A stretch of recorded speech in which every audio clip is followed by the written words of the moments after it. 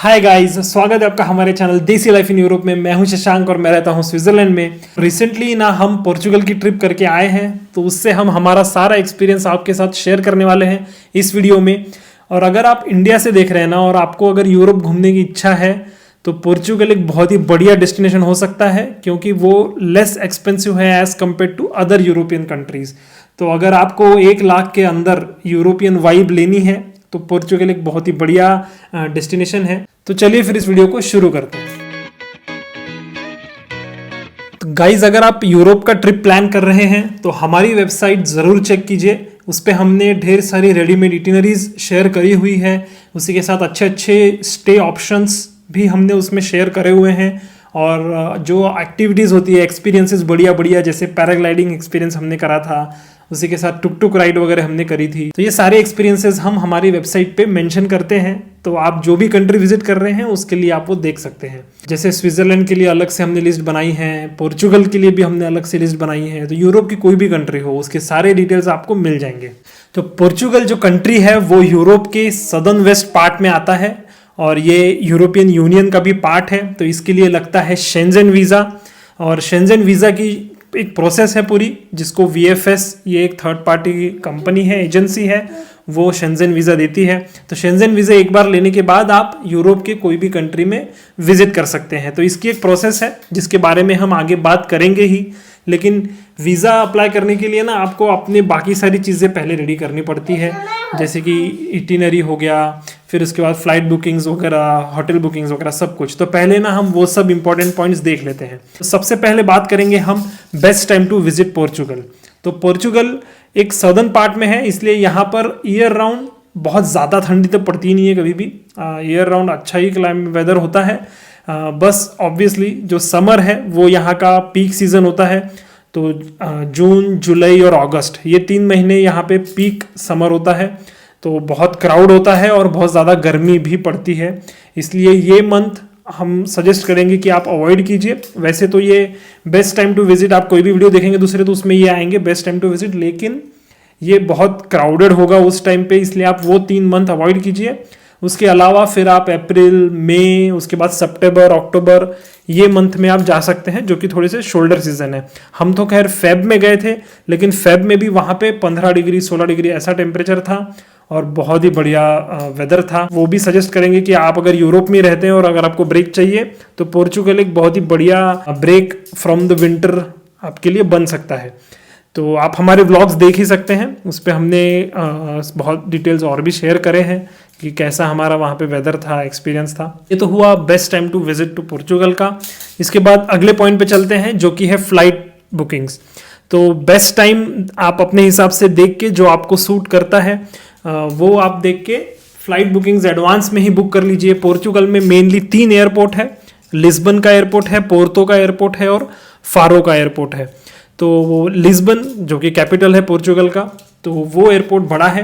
तो जो भी लो कैरियर अपने एयरलाइंस है, जैसे कि इजी जेट हो गया, उनकी खुद की एयरलाइन है फ्लाइट ऐप, उससे भी आप जा सकते हैं अगर आप यूरोप में रहते हैं तो रायन एयर, इजी जेट, ये सारे एयरलाइंस वहाँ पे फ्लाई करते हैं। इसके अलावा अगर आप इंडिया से आ रहे हैं तो भी आपको फ्लाइट्स वहाँ पे मिल जाएगी। तो हम जैसे गए थे ज्यूरिक से हम लिस्बन गए थे, आप भी लिस्बन के ही पहले प्लान कर सकते हैं क्योंकि वही सबसे बड़ी सिटी है। फ्लाइट बुकिंग्स के लिए आप स्काई स्कैनर की वेबसाइट यूज़ कर सकते हैं। स्काई स्कैनर पे जाके आप अपना सोर्स एंड डेस्टिनेशन डालेंगे, उस हिसाब से आप मंथली देख सकते हैं कि कौन से मंथ में चीपेस्ट टिकट अवेलेबल है। ये एक अच्छा फीचर है स्काई स्कैनर का। और उसके बाद वहाँ से आप प्लान कर सकते हैं आपको कौन से महीने में जाना है, जो रेट देख के। तो फ्लाइट टिकट की अगर बात करें तो 40,000 से लेकर 70,000 रुपीज़ तक के रिटर्न टिकट इंडिया से बन जाती है। और अगर यूरोप में से आप कहीं से आ रहे हैं तो फिर तो वही बहुत ही सस्ती होती है। अगर आप इजी जेट, रायन एयर ऐसे वगैरह लेंगे तो आपको 100 यूरोज़ में, 150 यूरोज़ में भी रिटर्न टिकट आपको मिल जाएगी। पोर्चुगल में ना नॉर्दर्न पार्ट और सदर्न पार्ट, ऐसे 2 पार्ट में अपन डिवाइड कर सकते हैं। सदर्न पार्ट में बीचेस हैं, तो अगर आपको बीचेस पे जाना है तो आप फारो एयरपोर्ट की फ़्लाइट ले सकते हैं। या अगर आपको सिटी साइड वगैरह जाना है नॉर्दर्न पार्ट में, जहाँ हम गए थे, वहाँ पे लिस्बन की आप फ्लाइट ले सकते। तो फ्लाइट्स के बाद में बात कर लेते हैं पब्लिक ट्रांसपोर्ट की। तो पब्लिक ट्रांसपोर्ट पोर्चुगल में काफ़ी अच्छा है। तो वहाँ पे ट्रैम्स, बसेस, ट्रेन्स, ये सब कुछ है, और साथ में बोट्स भी है जिससे आप ट्रैवल कर सकते हैं, रिवर वगैरह क्रॉस कर सकते हैं वहाँ पे। जैसे लिस्बन की अगर बात करें तो एयरपोर्ट से बाहर आते ही आपको वहाँ पे एयरपोर्ट के सामने ही बस स्टॉप मिल जाता है, तो आप उससे ट्रैवल कर सकते हैं। पोर्चुगल में आप बस के अंदर से टिकट ले सकते हैं, एक जर्नी का प्राइस होता है 2 यूरो का। और इसके अलावा आप डे पास भी ले सकते हैं, डे पास की प्राइस होती है 7 यूरोज़ की। तो 7 यूरोज़ के अंदर में फिर आप एक बार आपने वो डे पास ले लिया, उसमें आप बस, ट्रेन, मेट्रो, ट्रैम, किस में भी ट्रैवल कर सकते हैं इन लिस्बन सिटी। तो ये हो गया डे पास का। तो इसी की तरह वहाँ पे ना जो भी पब्लिक ट्रांसपोर्ट है उसमें आप इंटरसिटी भी जा सकते हैं। जैसे लिस्बन से पोर्तो जाना है तो उसके लिए 3 घंटे की ये जर्नी है, उसकी ट्रेन की टिकट भी आप ले सकते हैं वहाँ पे। लेकिन जो सिटी के अंदर का ट्रैवल है उसमें दूसरा ऑप्शन भी है, वो है टैक्सी का। तो टैक्सी भी पोर्चुगल में रिलेटिवली काफ़ी हमें चीप लगी, तो हम तो काफ़ी इसलिए टैक्सी से ही घूमे बहुत ज़्यादा। तो बोल्ट ये ऐप यूज़ कर सकते हैं, ऊबर मत यूज़ कीजिए, ऊबर से ज़्यादा बोल्ट सस्ता है, तो बोल्ट वहाँ पे बहुत चलता है। तो वहाँ पे अराउंड 1 किलोमीटर के लिए 1 यूरो 2 यूरो इतनी प्राइस है। और लिस्बन ना खास करके अगर सिटी की बात करें तो काफ़ी ऐसा हिल्स में बसा हुआ है ना वो, तो ऐसा ऊपर नीचे बहुत है जो पूरा सिटी है। तो इस वजह से आपको जब भी आप अपना अकोमोडेशन लेंगे उसमें तो हम बात करेंगे इस पॉइंट पे, लेकिन हो सकता है कि वो थोड़ा ऊपर हो तो आपको चल के वगैरह जाना पड़ेगा। तो इसलिए टैक्सी वहाँ पे ज़्यादा यूज़फुल है। जैसा हमने किया था, हम तो पूरा दिन घूमते थे और उसके बाद टैक्सी करके होटल रूम पे चले जाते थे। तो टैक्सी यूज़ करना, बोल्ट टैक्सी यूज़ करना काफ़ी इजी है यहाँ पे। तो इसलिए हम वही रिकमेंड करेंगे कि आप एयरपोर्ट से होटल जाने के लिए, फिर उसके बाद दिन भर घूमने के बाद वापस होटल जाने के लिए वगैरह टैक्सी यूज़ कर सकते हैं। और जो मेन जैसे सिंट्रा जाना है, जो डे ट्रिप्स आप करेंगे लिस्बन में, लिस्बन से आप जाएंगे सिंट्रा, लिस्बन से जाएंगे आप कास्काइस, तो वहाँ पे उन ट्रेन से जा सकते हैं आप। और जो मेन स्टेशन है वहाँ का रोजियो ट्रेन स्टेशन, वहाँ से ट्रेन्स निकलती है ज़्यादातर। तो ट्रेन्स की टिकट जो होती है ना वो आप 1 टाइम की टिकट ले सकते हैं, तो 5 यूरोज़ की राउंड ट्रिप की टिकट होती है वहाँ पे। तो अगर इसको मैं समराइज़ करूँ तो बेसिकली आप जो भी डे ट्रिप्स करेंगे ना उसमें आप पब्लिक ट्रांसपोर्ट से वो कर सकते हैं, ट्रेन से जब आप सिंट्रा जाएंगे या फिर कास्काइस जाएंगे। और उसके बाद अगर आप जब आप रिटर्न आएंगे तब आप टैक्सी से अपने होटल वापस जा सकते हैं, क्योंकि होटल आपका हाइट पे रहता है जैसे हमारा था। तो हम क्या करते थे, होटल से हमारे रोजियो स्टेशन आते वक्त ना पूरा उतार था, तो उससे हम पैदल आ जाते थे, अराउंड 300 मीटर वगैरह ही था, लेकिन पूरा ऐसा स्टेप से नीचे आना था तो वो इजी था उतरना। लेकिन वापस जाते वक्त फिर हम टैक्सी से चले जाते थे। अगला पॉइंट है हमारा places to visit in Portugal. Southern part of Portugal में बीचेस हैं अच्छे अच्छे। अगर आपको बीचेस में इंटरेस्ट है तो आप सदर्न पार्ट में जा सकते हैं। अगर आपको सिटी वाइब्स, यूरोप की सिटी वाइब्स लेनी है जो कि ज़्यादा पॉपुलर है, उसके लिए लिस्बन है और पोर्तो सिटी है। तो हम गए थे लिस्बन और पोर्तो, वही रिकमेंड करेंगे आपको कि सिटी वाइब्स लेने के लिए लिस्बन और पोर्तो बढ़िया है। लिस्बन घूमने के लिए आपको 3 से 4 दिन लगेंगे। लिस्बन में पहले दिन जा सकते हैं सिंट्रा कवर करने के लिए। तो सिंट्रा एक टाउन है, लिस्बन सिटी से थोड़ा बाहर है वो, और वहाँ पे एक पैलेस है जो कि बहुत ही कलरफुल और प्यारा है। बहुत ही अच्छे इंस्टाग्राम शॉट्स वगैरह वहाँ पे आते हैं, उसमें इंस्टाग्राम पे काफ़ी फेमस है वो। तो सिंट्रा की एक डे ट्रिप कर सकते हैं। उसके बाद में 1 डे वहाँ पे कास्काइस है, तो 1 डे की ट्रिप कास्काइस भी कर सकते हैं। कास्काइस लिस्बन से अराउंड 30-40 मिनट की दूरी पर है और वहाँ पे बीचेस भी है अच्छे अच्छे, और वो टाउन तो भाई बहुत ही खूबसूरत है। तो हम ये रिकमेंड करेंगे कि आप 1 डे सिंट्रा के लिए रखिए, उसके बाद 1 डे आप कास्काइस के लिए रखिए, और उसके बाद तीसरा दिन आप एक्सप्लोर कर सकते हैं लिस्बन के बाकी चीज़ें। जैसे कि लिस्बन में मॉन्यूमेंट्स है, जो सेंटा जुस्ता लिफ्ट है, उसके बाद वहाँ पे ट्रैम 28 की जो जर्नी है वो काफ़ी फेमस है, जो विंटेज ट्रैम है वहाँ पे एकदम पुरानी सी। उसके बाद लिस्बन के जो पोर्ट वाला एरिया है वहाँ पे बेलेम करके रीजन है, बेलेम का टावर। उसके बाद वहाँ पे एक गोल्डन गेट जैसा ब्रिज है, जो सैन फ्रांसिस्को में गोल्डन गेट ब्रिज है ना रेड वाला, वैसे ही एक ब्रिज वहाँ पे भी है। तो वो एक स्पॉट है जो आपके इटिनरी में होना चाहिए। इसके अलावा काफ़ी सारे मॉन्यूमेंट्स हैं लिस्बन में। तो वो अब मैं मेंशन कर दूंगा। हमने ये पूरे जो इटिनरी है वो हमारे वेबसाइट पे हमने अच्छे से मेंशन करी हुई है डिटेल में, तो आप वहाँ पे विजिट करके वो भी चेकआउट पूरा कर सकते हैं। तो इस तरह से लिस्बन का प्लान बनता है। अगर मैं इसके अलावा कुछ और चीज़ें बता दूं क्विकली, तो जो एक्सपीरियंसेस है लिस्बन में, तो एक है टुक टुक राइड जो आप कर सकते हैं। उसके अलावा वहाँ पे एक एक्वेरियम है, अगर आप बच्चे वगैरह हैं साथ में तो आप एक्वेरियम भी विजिट कर सकते हैं, एक्वेरियम भी काफ़ी अच्छा है। तो 3 दिन लिस्बन में इनफ है। इसके बाद आप पोर्तो जा सकते हैं। लिस्बन से पोर्तो 3 घंटे की जर्नी है, 3-3.5 घंटे लगते हैं। उसके बाद पोर्तो के लिए 1.5 दिन वगैरह इनफ है, जैसा हमने वहाँ पे स्पेंड किया था आई थिंक वही सही था। 1-1.5 दिन पोर्तो के लिए इनफ है। वहाँ पे भी बहुत ही अच्छे अच्छे एक्सपीरियंस है। जो सबसे हाईलाइट था वो था हमारा वर्ल्ड ऑफ डिस्कवरीज। वो एक म्यूजियम कम एक बोट एक्सपीरियंस है, जिसमें थोड़ी हिस्ट्री भी अपने को देखने मिलती है, क्योंकि आपको तो पता ही होगा कि इंडिया को इन लोगों ने जब डिस्कवर किया था यूरोपियंस ने, तो वास्को द गामा जो कि पोर्चुगीज एक्सप्लोरर था वही आया था इंडिया बोट से, शिप से, और गोवा में पहले लैंड किया था। तो वो पूरी हिस्ट्री को जो है ना बहुत ही अच्छे तरीके से वहाँ पे एक्सप्लेन किया है। तो हम रेकमेंड करेंगे कि आप वो एक्सपीरियंस तो ज़रूर चेक कीजिए। उसके अलावा हमने वहाँ पे टुक टुक राइड करी थी, और जो कि आपको शॉर्ट में पूरा घुमा देती है सिटी के हाइलाइट्स। एंड उसके बाद आपको जो भी एरिया पसंद आया है आप वहाँ पे जाके हैंग आउट कर सकते हैं। तो इस तरह से पोर्तो के लिए 1.5 दिन, 1 या 1.5 दिन इनफ है।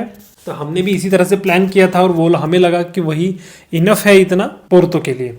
इसके बाद आता है साउदर्न पार्ट में फारो। तो अगर आपको बीचेस में एक्सप्लोर करने हैं पोर्चुगल के, तो आप 2 दिन या 2.5 दिन फारो में स्पेंड कर सकते हैं। साउदर्न पार्ट में फारो ये एक अच्छी सिटी है, वहाँ पे भी एयरपोर्ट है। तो लिस्बन से आप फारो जा सकते हैं, लगभग 3-4 घंटे की जर्नी है, या फिर आप फ्लाइट से जा सकते हैं, 1 घंटे की जर्नी है। तो फारो में रह के फिर आप 2 दिन की वहाँ पे डे ट्रिप्स कर सकते हैं। वहाँ पे कुछ बीचेस हैं जो कि काफ़ी पॉपुलर है और सुंदर है। 2 बीचेस इसमें मैं रिकमेंड करूँगा, एक है बीच मरीना और दूसरा है लागो। ये बीचेस पे आप अपने 2 दिन स्पेंड कर सकते हैं। वहाँ पे बाकी फिर वाटर एक्टिविटीज़ वगैरह वो सब भी रहेगी। तो इस तरह से आप अपना बीचेस का प्लान कर सकते हैं। तो अगर मैं समराइज़ करूँ इसमें, तो आप अगर आपके पास लिमिटेड दिन है तो 3-4 दिन 5 दिन तो आप लिस्बन और पोर्तो कीजिए, क्योंकि लिस्बन में ना आपके बीच भी एक्सपीरियंस हो जाता है और उसके बाद आपको सिटी के भी वाइब्स मिल जाते हैं और सिटी भी अच्छे से एक्सप्लोर हो जाती है। तो अगर 4-5 दिन इनफ है लिस्बन एंड पोर्तो के लिए। इसके बाद बात कर लेते हैं where to stay in Portugal. तो मेनली अगर लिस्बन की मैं बात करूं तो लिस्बन में कुछ अच्छे पॉपुलर नेबरहुड्स हैं, जैसे बियाक्सा, चियादो, ये एक नेबरहुड है जो कि बेस्ट है। हमने वहीं पे स्टे किया था। वहाँ पे सारे रेस्टोरेंट लाइन और वो सब है। नीचे के एरिया में जो नाइट लाइफ है वो भी वहाँ पे काफ़ी अच्छी है। इसके अलावा अल्फामा एक एरिया है जो कि थोड़ा सा ओल्ड पोर्चुगल है, तो वो थोड़ा सा शांत काइंड ऑफ बोल सकते हैं, तो आप वहाँ पे भी देख सकते हैं। तो ये 2 नेबरहुड हम रिकमेंड करते हैं जहाँ पे आप स्टे कर सकते हैं। तो इनमें से अच्छे अच्छे ऑप्शंस ना हमने हमारे वेबसाइट पे मेंशन करे हुए हैं, आप वहाँ पे विजिट करके चेकआउट कर सकते हैं। हम जहाँ रुके थे वो तो भाई बहुत ही बढ़िया जगह थी। वो बियाक्सा चियादो नेबरहुड में ही था। वहाँ से ऊपर से बहुत ही बढ़िया व्यू आ रहा था। और हमारा जो होटल था वो जो रोजियो स्टेशन है, वो रोजियो स्टेशन लिस्बन का मेन स्टेशन है, तो आप उसके अराउंड में आसपास में कहीं लेंगे तो सही रहेगा। आपका ट्रैवलिंग का टाइम थोड़ा सा बच जाएगा। लेकिन अगर आप बजट में देख रहे हैं तो फिर आप थोड़ा सा उससे दूर जा सकते हैं, तो आपको एक एक्स्ट्रा कनेक्शन लेना पड़ेगा, या फिर आप टैक्सी से भी फिर रोजियो स्टेशन आ सकते हैं। और बाकी यहाँ पे अपार्टमेंट्स और होटल्स दोनों अवेलेबल है। हम होटल में रुके थे लेकिन अपार्टमेंट भी वहाँ पे मिल जाते हैं जिसमें कि किचन भी होता है, तो वहाँ पे फिर आप अपना ब्रेकफास्ट वगैरह थोड़ा कुछ बना सकते हैं या फिर बाकी फूड भी आप बना सकते हैं। तो ये इसके भी ऑप्शंस हमने हमारे वेबसाइट पे मेंशन करे हुए हैं। इसके अलावा पोर्तो की बात करें तो पोर्तो में हमने ओल्ड टाउन पोर्तो का जो एरिया है वहाँ पे हमने लिया था। पोर्तो वैसे बहुत ज़्यादा बड़ा नहीं है, लिस्बन काफ़ी बड़ा है, लेकिन पोर्तो एक छोटा सिटी है। तो पोर्तो में हमने पोर्तो का जो ओल्ड टाउन है वहाँ पे हमने लिया था, और सारे वहाँ से रेस्टोरेंट्स वगैरह वो भी हमारे ओल्ड टाउन पोर्तो में उस एरिया में आसपास ही थे, तो हमें ज़्यादा वॉक भी नहीं करना पड़ा। और जो ये वर्ल्ड ऑफ डिस्कवरी, उसके बाद जो हमने एक म्यूज़िकल एक्सपीरियंस किया था, music and light show church का, वो भी हमारे होटल से एकदम वॉकिंग डिस्टेंस पे ही था। तो ये एक बढ़िया एरिया है रहने के लिए, तो हम भी रिकमेंड करेंगे कि आप उसी एरिया में रहिए। उसकी भी लिंक हमने पोर्तो के इसमें मेंशन कर दी है। इसके बाद क्विकली बात कर लेते हैं सिम कार्ड की। तो सिम कार्ड हम रिकमेंड करते हैं कि आप एक ई सिम यूज़ कीजिए, जो कि ट्रैवल ई सिम होता है। अगर आप इंडिया से भी आ रहे हैं या फिर यूरोप में से भी कहीं से आ रहे हैं तो ई सिम एक बहुत बढ़िया चीज़ है। हम क्या करते हैं, हम हमारा ई सिम एक्टिवेट कर लेते हैं। तो माया ई सिम ये हम यूज़ करते हैं पर्सनली, बट आप चाहे तो कोई भी ई सिम यूज़ कर सकते हैं, ट्रैवल ई सिम। तो उसको आप एक्टिवेट कर सकते हैं। उसको बाय करने के बाद 1 घंटे के अंदर वो एक्टिवेट हो जाता है और उसकी जो उसमें आपको डेटा मिल जाता है। तो यूजुअली 5 से 8 यूरोज़ में आपको 5-6 दिन का डेटा मिल जाएगा, अराउंड 5 GB का। तो 5 GB इनफ है, क्योंकि आपको डेटा ही लगेगा सबसे ज़्यादा। सारी जगह पे आप घूमेंगे, एक्सप्लोर करेंगे, तो 5 GB का डेटा इनफ है। तो आप ये वाला ई सिम बाय कर सकते हैं। इसके अलावा एयरपोर्ट पे तो आपको ट्रैवल जो सिम है वो तो मिल ही जाएंगे, एयरपोर्ट में से भी आप ले सकते हैं, लेकिन वो थोड़ा सा फिर कॉस्टली पड़ेगा। ये ई सिम यूज़ कर बाय करना ये थोड़ा सा चीप है। इसके अलावा अगर आप इंडिया से आ रहे हैं तो इंडिया में से भी आप अपना कोई भी रिचार्ज कर सकते हैं। जैसे एयरटेल जियो का इंटरनेशनल रोमिंग वाला रिचार्ज आप करेंगे तो वो भी चल जाता है पोर्चुगल में, उसमें कोई दिक्कत आती नहीं है, तो वो भी आप कर सकते हैं। इसके बाद बात कर लेते हैं फूड की।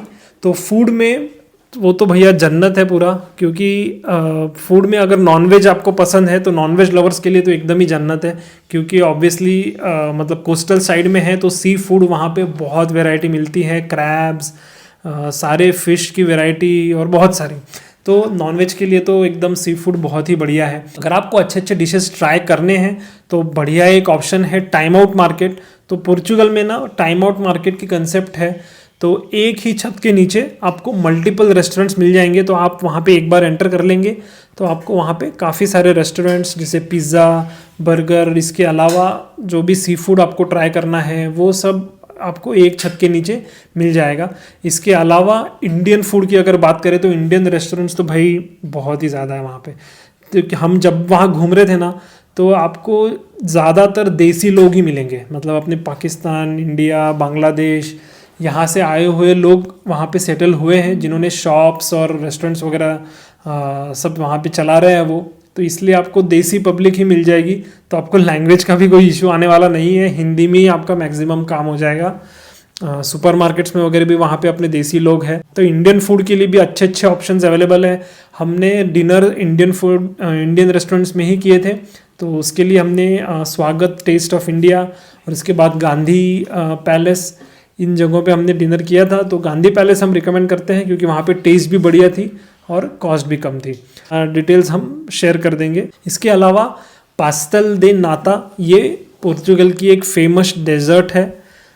तो ये आप वहाँ पे डेफिनेटली ट्राई कीजिए। तो ये बेकरीज में वगैरह मिल जाएगी। तो मेजरली हमने जो इंपॉर्टेंट पॉइंट्स थे वो सारे कवर कर लिए हैं। अब मैं क्विकली बोनस पॉइंट्स भी बता देता हूँ, जो थोड़े बहुत मिसलिनियस पॉइंट्स हैं।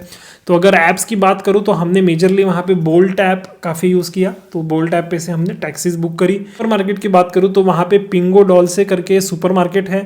तो अगर आपको डायपर्स बच्चों के या बाकी चीज़ें कुछ ऐसे लेनी है, पानी की बॉटल्स वगैरह एक्स्ट्रा कुछ भी सामान आपको लेना है, तो वहाँ पे ना पूरा ये हिल्स में बसा हुआ है। इसकी वजह से आपको काफ़ी चलना पड़ेगा, ऊपर नीचे बहुत है। तो स्टेप्स वगैरह है वहाँ पे, और जो फुटपाथ वगैरह है ना उस पर भी ऐसे पेवमेंट्स ब्लॉक्स वगैरह लगे हुए हैं।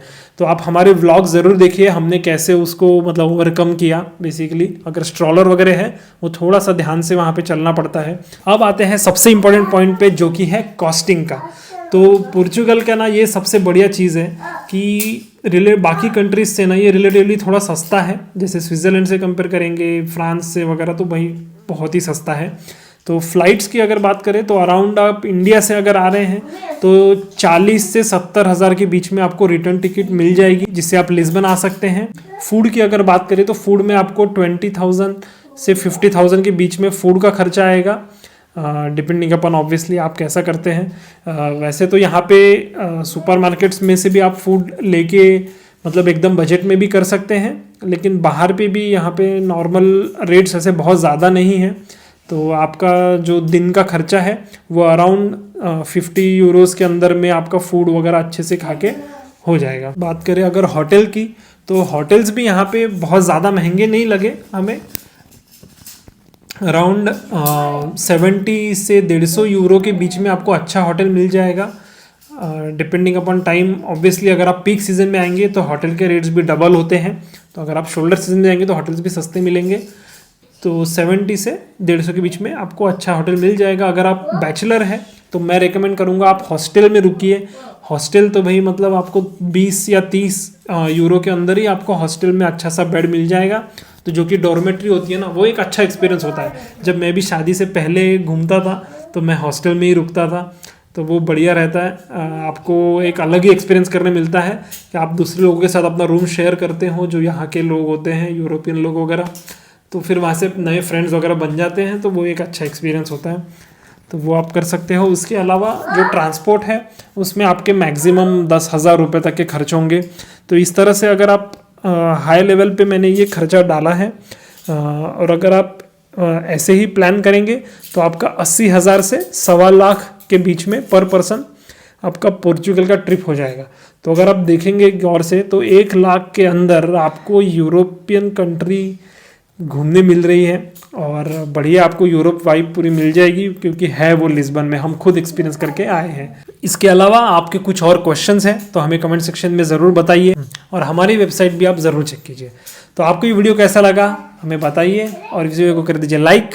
तो मिलते हैं फिर अगले वीडियो में। Till then bye and take care.